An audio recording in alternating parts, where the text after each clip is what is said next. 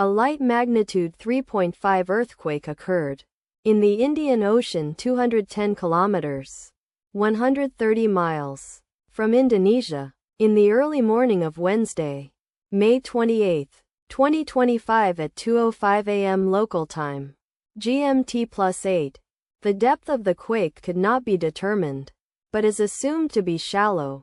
The quake was not felt, or at least not reported so. First to report, BMKG after 6 minutes. The earthquake occurred 7 days after a magnitude 3.5 earthquake had hit on Wednesday, May 21, 2025, at 5:59 a.m. GMT+8 local time, in 42 kilometers, 26 miles, distance to the east. Data source from Volcano Discovery. Did you feel it? Let us pray. May God protect everyone. Amen.